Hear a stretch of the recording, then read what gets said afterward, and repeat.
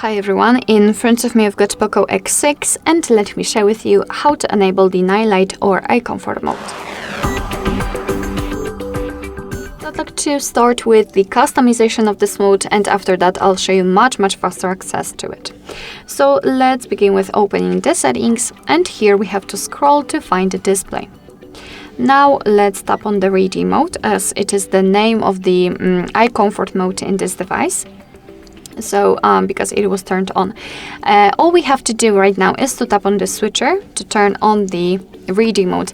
And I'm not really sure if you can see the change of the colors on the screen. Probably if I will change the mode, it will be more visible. You can see that the screen turns a little bit yellowish or even amber. It is basically to filter the blue light, and it will be much easier for you to look at the screen at the dim light. So if you're a night owl, then I highly recommend to use this mode. Basically we've got two different modes. Both will apply this yellow shield on the screen, but on different terms. So in the cycle you can see that you can achieve optimal comfort by adjusting colors automatically based on app types and sunrise sunset times. So it is, I would say, more intelligent mode. And there is also a classic one, so you can basically customize it. So let's tap on this arrow, and as you can see we've got this section where we can customize it. So right now it is in the color temperature, it is right in the middle. By going to the left we can make it much cooler, and to be honest I do not really see the difference between the coolest setting in this classic one and the reading mode totally turned off. So I think it is a really subtle difference. So this is the coolest setting and the warmest one, which is really yellow. There we can see the preview, or actually how it will affect the displaying the colors. So you can see that they are much more warm, obviously. There we've got also the texture option, and basically in the classic one you will have it turned off completely. Setting it on the highest setting, so on the right, will add this paper-like texture to the background. So it's up to you whether you like this effect or not. I'm not really sure if you can see it on the recording, but maybe on the cooler setting. I'm not really sure if you can see that, but yeah, but the background is a little bit like sharp. Yeah, basically like paper. So it's up to you whether you like it or not.